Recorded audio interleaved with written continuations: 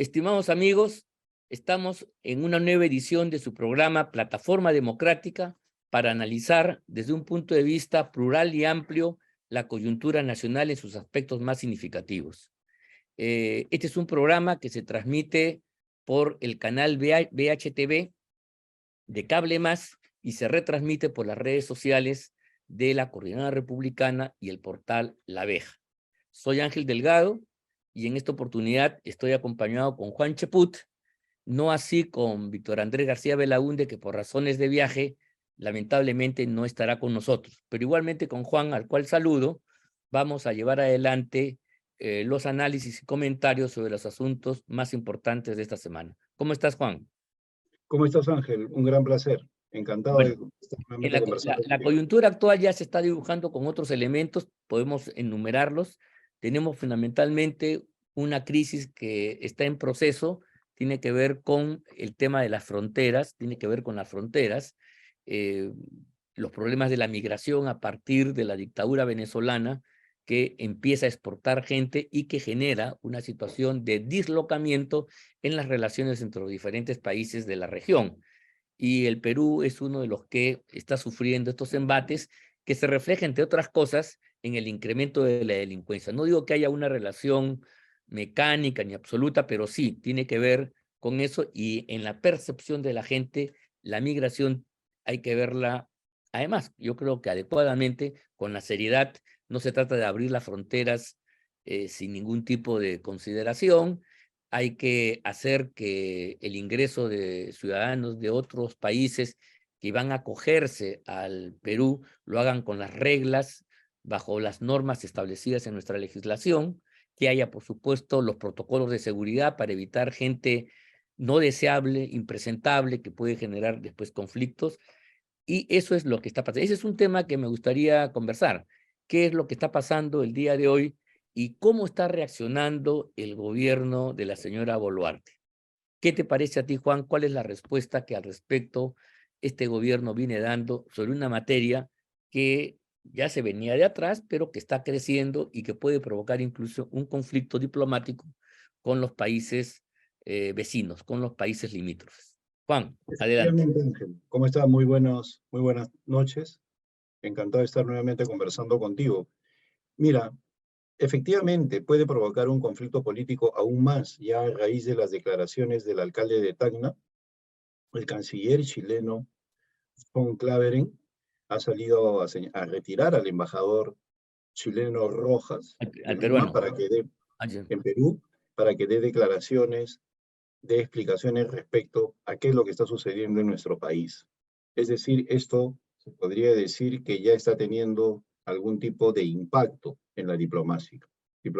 Ahora, no es primera vez que un grupo de migrantes, como consecuencia del acto de una minoría de sus integrantes, es en el Perú materia de rechazo. Cuando los cubanos llegaron al país en los años 80, como consecuencia de haber inundado o copado las instalaciones de la embajada peruana en La Habana, Fidel Castro aprovechó para mandarnos una oleada de migrantes cubanos, algunos de los cuales vinculados a la delincuencia, que asolaron Lima durante buena parte de los 80, ¿no? Sobre todo en zonas como Villa El Salvador, ¿no? Lugar donde fueron ellos a vivir. Pero luego se controló. En la actualidad, ¿qué es lo que vemos? Si bien es cierto, nadie sabe el número exacto de venezolanos, algunos dicen que es cerca de 2 millones, 2.300.000 para hablar con propiedad. Hay otros que dicen que ese número es exagerado y que se cifran en 1,5 millones. Pero 1,5 millones es un Un número, montón. es un montón. Estamos hablando de una proporción gigantesca, estamos hablando del 5% de la población peruana que se incrementa de golpe, de una población de 33 millones de personas. Pero por otro lado, si en los últimos meses, o en las últimas horas, o en los últimos días, vemos que un limpiador de autos le clava una tijera en el pecho a un ciudadano peruano y es venezolano, vemos que dos extorsionadores le meten 17 balazos a una prostituta y son de nacionalidad venezolana, si vemos que una señorita de 17 años le quiere dar una sorpresa a su novio, ¿no? Y le envuelve el rostro con una chompa para darle una sorpresa, y la sorpresa son 32 balazos de un grupo de sicarios. O si vemos cómo se apuñalan permanentemente, cómo apuñalan a peruanos y son venezolanos, pues entonces, ¿de qué estamos hablando? O sea, definitivamente hay una minoría que está haciéndole mucho daño a toda la migración venezolana, y ante eso se tienen que poner cartas en el asunto. Pues de lo contrario, le va a costar a Dina Boluarte. El problema está en que no hay creatividad. Yo creo que se está derivando todo el problema al ministro del Interior, Vicente Romero. Y el ministro del Interior lo que puede hacer es controlar, pero él necesita el marco legal, y es el ministro de Justicia, e instrucciones precisas en el ingreso y salida, y esa es la Cancillería peruana. Este es un problema que abarca a más de un sector. Entonces, creo yo que todavía el gobierno del Perú no ha diseñado una estrategia para poder contener a los migrantes. Ahora, Chile, de una manera muy atrevida, expulsa a aquellos migrantes que considera indocumentados, no le pide los pasaportes ni los documentos a Maduro, sino de frente los expulsa y los coloca en la frontera con el Perú. O sea, en ese sentido, es una actitud realmente poco respetuosa de Chile, que en lugar de establecer un diálogo regional para encontrar una solución conjunta, opta por expulsar a los ciudadanos venezolanos de su territorio y querer meterlos al Perú. Eso es inaceptable. De allí que considero que la señora Dina Boluarte debe dar un paso más en el sentido de empezar un contacto regional para ver la forma como en conjunto se enfrenta el problema de la migración venezolana. Sí, sin duda, como fue en Europa con la inmigración siria, luego de la guerra que hubo en esa región, en esos países, Ujú. se reunieron los países de Europa y establecieron cuotas de recepción. Por supuesto, con Así es. problemas, algunos no querían, pero por lo menos hubo el intento racional de sentarse y ver cómo se atendía esta demanda, que es un problema muy serio.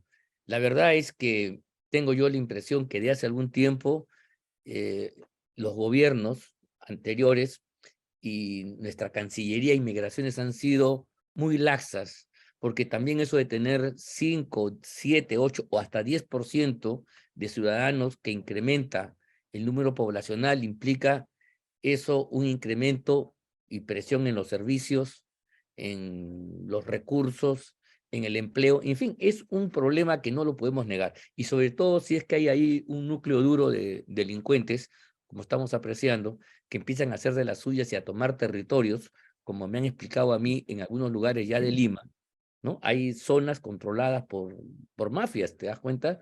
Que Ujú. van desde la drogadicción a la prostitución, pasando por un control de negocios increíble, y eso es algo que no había, y frente a eso hay que tener una actuación inmediata, porque está de por medio la seguridad de los vecinos, la seguridad del propio país, y ahora se incrementa esto con el tema fronterizo. Ese es un tema. Creo que la salida es que el gobierno del Perú, pues, solicite una suerte de cumbre, ¿no? O por lo menos los ministros del ramo de Relaciones Exteriores, para ver el tema, porque de lo contrario no vamos a tirarnos, pues, a los expulsados de uno a la frontera de otro. Eso es un acto inamistoso y está generando un conflicto que no tenemos nosotros por qué en absoluto sufrir. Bueno, entonces este es un problema que yo creo que el gobierno, pues, de la señora Boluarte todavía no lo ha abordado con la seriedad del caso. Se han dado algunas medidas de declarar zonas de emergencias, pero creo que hay que hacer mucho más al respecto. Repito, no es un problema que viene de ahora, también es verdad, tiene antecedentes donde ha habido malas decisiones que se han acumulado y ahora pues ya causan los problemas que estamos viendo. Bueno, este es un problema que, no sé, de repente quisieras comentar algo más al respecto, pero de repente podríamos pasar a otro tema que también ha ocupado la preocupación aquí en el país, que tiene que ver con eh, la avenida de Toledo y los problemas que esto genera. Quizá podríamos también conversar en esta estación. Juan. Sí, efectivamente, para terminar solamente con el punto anterior, yo estoy completamente de acuerdo contigo con que se requiere un liderazgo de parte de Dina Boluarte que podría ser en conjunto con Colombia. Lamentablemente las relaciones entre los dos países están pasando por su peor momento de los últimos 50 años. De verdad que es lamentable lo que está pasando con Colombia, para poder tener una respuesta conjunta, pues como consecuencia del gobierno de Maduro, las personas que siguen saliendo del país no han cesado. Basta con ver la prensa colombiana. O sea, si bien es cierto el flujo migratorio ha disminuido en algo, continúa siendo en proporción, en cantidad considerable. Estamos hablando de una migración venezolana de cerca de 2 millones de personas al año, lo cual es realmente Pues, gigantesco. Se va a quedar sin población ese país, ¿no? O al final va a llegar a un equilibrio como Cuba, que se quedó en un 50% de su población. más o menos. Entonces, Solo que esto podría es más grande, ¿no? claro, es mucho más grande, entonces podría pasar algo similar. Serían 10 años más con un promedio de 2 millones de personas al año, entonces estamos hablando de una situación realmente terrible a la cual hay que enfrentar. Y en el caso de Alejandro Toledo, yo quisiera abordar el tema desde un punto de vista que no se está viendo, las implicancias políticas de su retorno. ¿Por qué digo que no se está viendo? Porque todo el mundo está hablando de lo que pasaría si él es colaborador eficaz, las implicancias jurídicas, si le corresponde barbadillo o tal penal, etcétera, etcétera.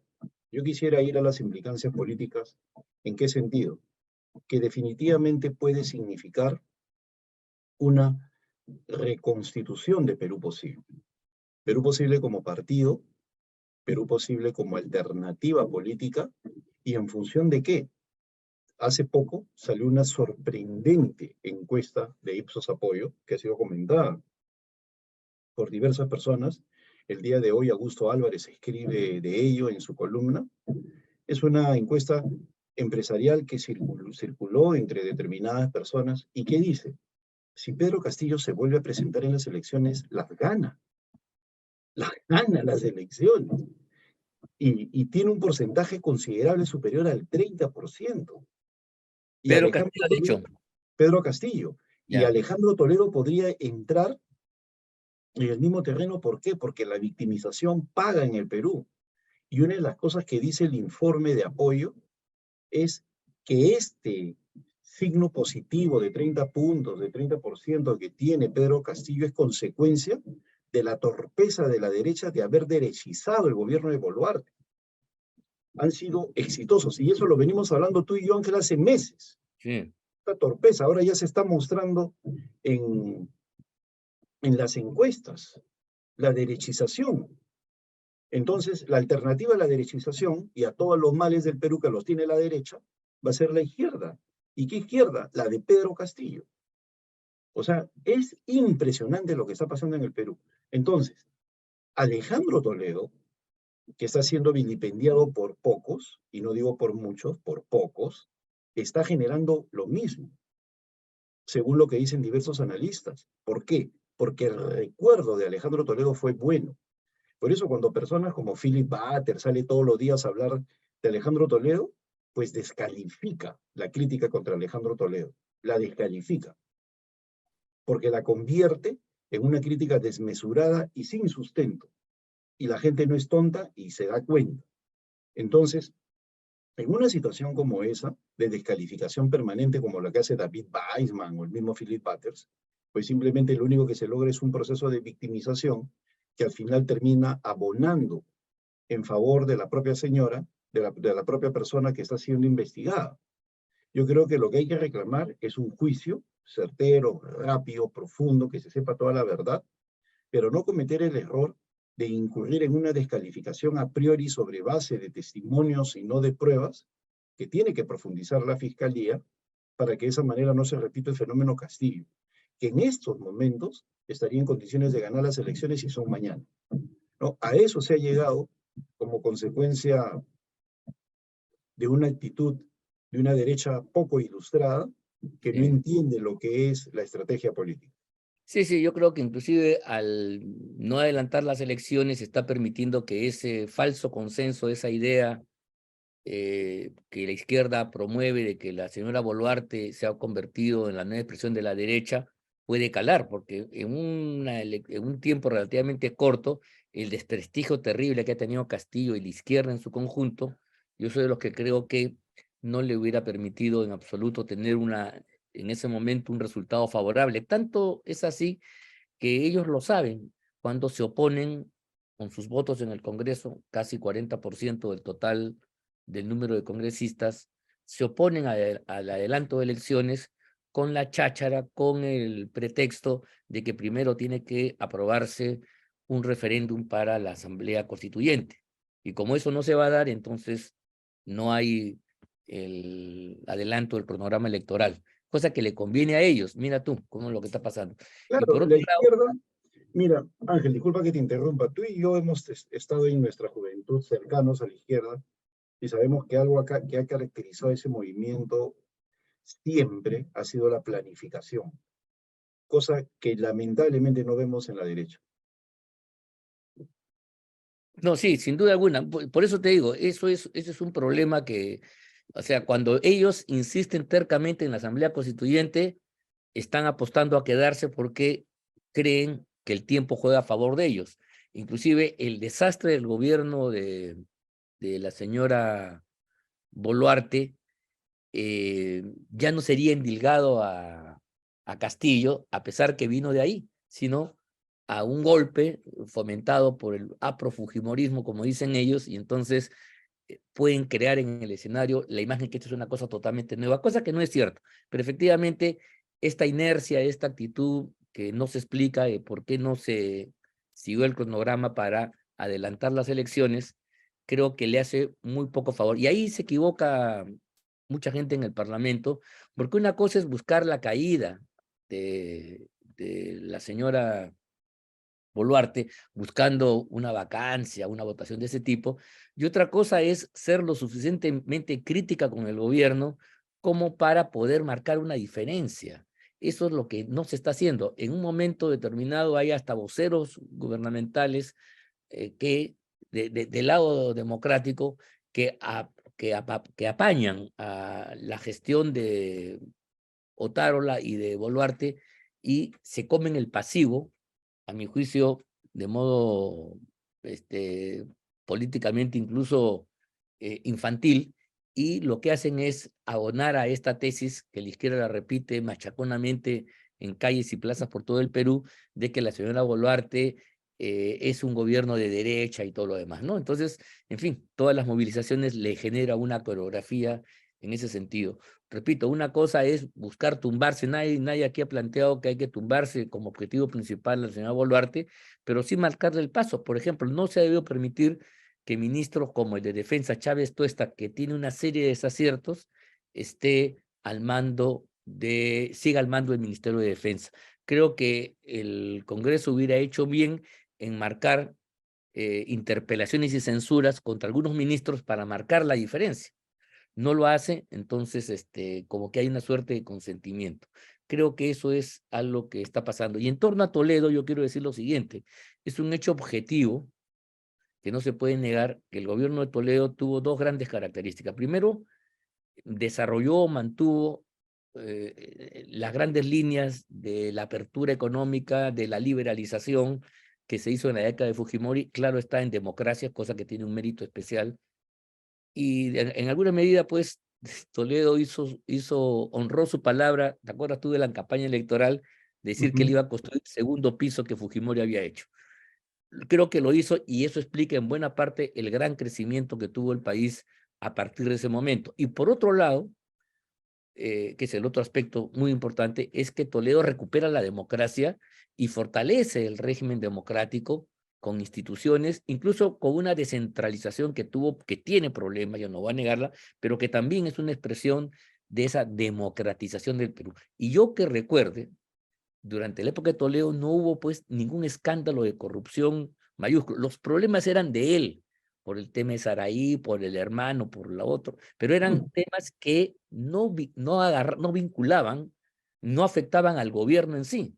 Y eso es y por eso que al final Toledo, con todo lo que le sucedió, porque el personaje también es especial, tuvo una aprobación mayoritaria y en ascenso. ¿Te das cuenta?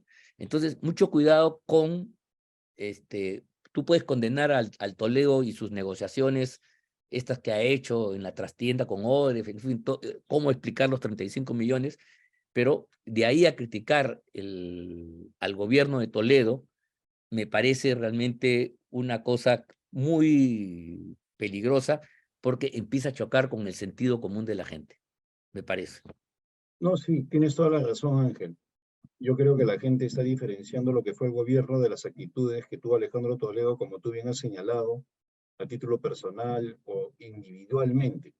Aún más, como aporte a lo planteado, podría indicar que en estos momentos muchos de los ministros de Alejandro Toledo vienen siendo investigados por haber pertenecido a Proinversión y dentro de los cuales hay personas honorables como Carlos Ferrero que no merece estar en esa investigación. Pero más allá de eso, también es necesario señalar que el entorno con el cual se manejó Alejandro Toledo fue un entorno muy íntimo, compuesto por personas como su propia esposa, Joseph Maiman, Adam Pollack, Avi Danón, David Dañón, personas que pertenecían a una determinada comunidad que estaban fuera del gobierno. y que estaban completamente fuera del gobierno y no Es tenían verdad, nada, esa es la verdad, pues sí. ¿no? Entonces, esa es una cuestión que tienen que tomar en cuenta los fiscales, que dicho sea de paso, tienen que acelerar estos procesos para evitar que de esa manera se siga manchando la honra de muchas personas. Ahora, No, la estrategia legal de Alejandro Toledo podría dar un giro. Yo no soy abogado, pero tú lo podrías precisar eso. Él podría adoptar la figura del colaborador eficaz si es que da información respecto a otras personas. Yo la verdad que lo alentaría a eso, pues la única forma de evitar que se repita la historia y que vuelva a haber actos de corrupción es sabiendo quién es quién en el Perú.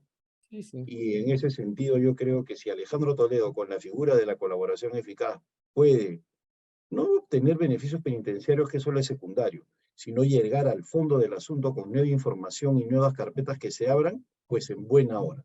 Hay que alentar eso para que de una vez se acabe ese territorio de falsos prestigios que hay en el país, de gente que no lo merece y que ha hecho del servicio público una forma de enriquecerse. Eso tiene que acabar en el Perú. Yo creo que sería una cosa positiva, sin duda alguna. Ahora, tiene un problema, que eso implicaría que Alejandro Toledo reconociera su culpabilidad, cosa que hasta ahora no lo ha hecho.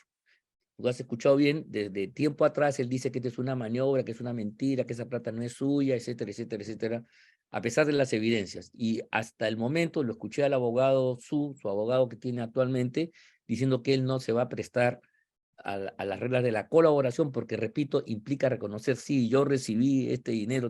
No me imagino a Toledo diciendo eso, pero podría ser efectivamente. Ahora, la otra posibilidad, mira tú, es que en el curso de la investigación y manteniendo su tesis fundamental, van a haber una serie de preguntas, porque finalmente Toledo, para hacer lo que hizo, correcto, tiene que haber tenido una serie de personas que han colaborado, que han firmado, que han dado dictámenes, que han dado opiniones, etcétera, etcétera, etcétera.